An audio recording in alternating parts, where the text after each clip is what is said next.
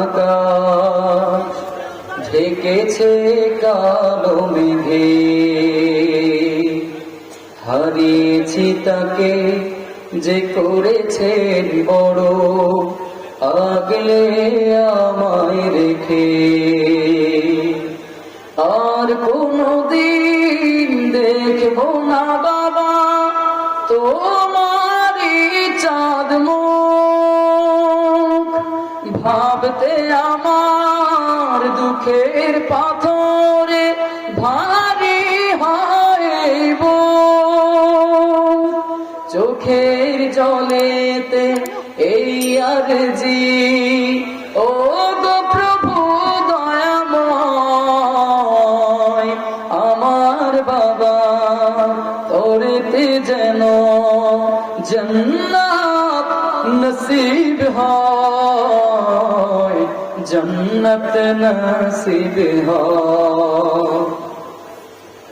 কত শত ত্যাগ করেছো তুমি আমাকে গড়ার তরে, পূর্ণতায় শূন্য যে সব তুমি নাই ঘরে। বিষাদের হাওয়া লাগতে দাওনি আমারি দেহগান, ডাকবে না আর হাত বাড়িয়ে, আয় খোকা বুকে আয়। চোখের জলেতে এই আরজি, ও গো প্রভু দয়াময়, আমার বাবা তোরেতে যেন জান্নাত নসিব হয়, জান্নাত নসিব হয়, জান্নাত নসিব হয়।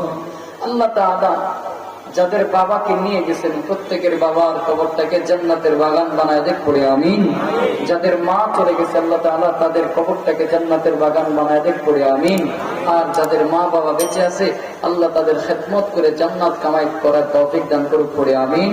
অনেক কথাবার্তা বলে ফেললাম, কথাবার্তার মধ্যে যদি কেউ কষ্ট পেয়ে থাকেন আমার ভুল ত্রুটিগুলোকে কষ্টগুলোকে মার্জনা করে আপনাদের সন্তান আপনাদের। সকাল সন্ধ্যার একটা গুণ হলো বান্দা যখন সকালে ঘর থেকে বের হবে এই বান্দা সালামতের জন্য কিছু সাদাকা করবে।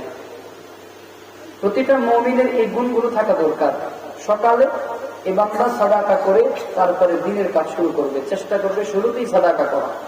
আর যখন সন্ধ্যা হয়ে যাবে, সন্ধ্যা হয়ে গেলে এই বান্দা ইস্তেগফার করবে, নিজের ভুল ত্রুটিগুলো ক্ষমা মার্জনা আল্লাহ তাআলার কাছে চেয়ে তারপর বিছানায় ঘুমাতে যাবে। ঘুমানোর পূর্বে এই বান্দা ইস্তেগফার করবে, তওবা করবে, আল্লাহ তাআলার কাছে তওবা করে তারপরে ঘুমাবে। আবার ঘুম থেকে উঠে সালামতের জন্য কিছু সাদাকা করবে।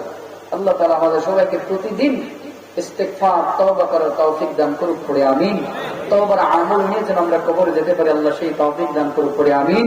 যে কথাগুলো হলো তার উপর আমি সর্বপ্রথম যেন আমল করতে পারি অথবা আমরা সবাই যেন আমল করতে পারি আল্লাহ যেন সেই তৌফিক দান করেন। আবার পড়ে আমিন।